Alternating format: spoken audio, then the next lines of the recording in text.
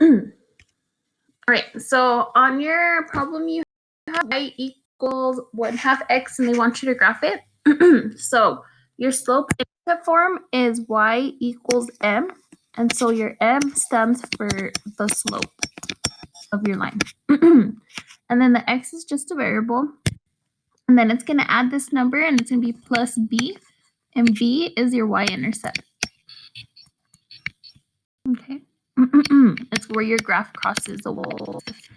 So if we look at your first example here, it says y equals 1/2 x.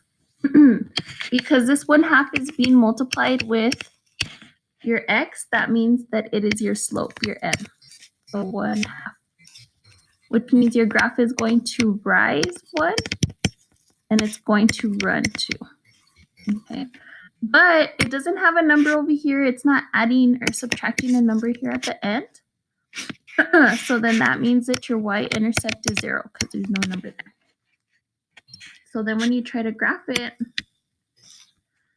your y-intercept is going to be 0. So that means that it's going to cross through 0. And then it is going to rise 1. So we're going to go up 1. And then we're going to run 2. And that would be your next point. And then you would rise another one. So you'd go up 1 unit. And then you would run to the right 2. So you'd go over another 2 units. So you go up 1 and then to the right 2. And then we just connect our dots. And that would be your graph. Okay, on this next example, it doesn't look like the original. So it says 2x plus y equals 8. But we need to get it to look like this, where it says y equals and then something else. So in order for us to get it, it has a y here and it has an equals 8, but this 2x needs to go to the other side. So the way that we move it to the other side is we're going to subtract it. So it'll be minus 2x. And then we subtract the 2x on this side also. So we get y equals, okay, because we cancel it out on that side, and it'll be negative 2x plus 8. Okay. Now that we got it to look like our slope-intercept form, the number that's being multiplied with the x is negative 2. So that means that our slope is equal to negative 2.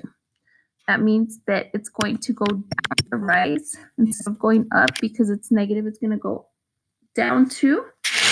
And then over the run, there's no number on the bottom, so we put a 1 there, and our run is going to be 1. And then for our y-intercept on this one, it is adding an 8. So since it's plus 8, that means that our y-intercept is going to be at 8, positive 8. Okay, so then when we graph this, make my graph,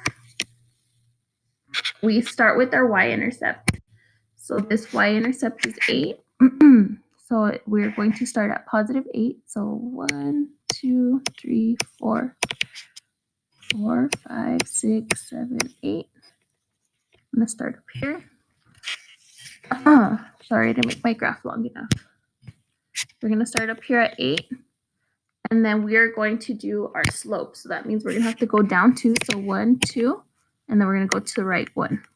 Not the first one. And then we go down 2 again. And then to the right 1.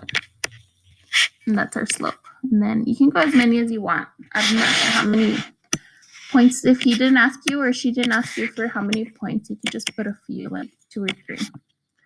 And then that's the graph of your.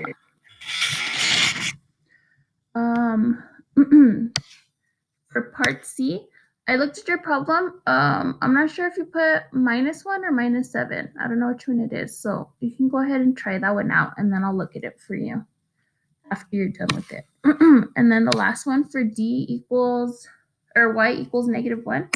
Since it only gives you Y equals -1 and nothing else, you go ahead and make your graph. And then this is your y-axis. Okay? So it says y equals -1. So then that means that on our y-axis, we find -1, which is down here. This is -1. And you're going to make a line going straight through -1. Okay? But not on top of the axis, in the opposite direction. And that's how you graph that one.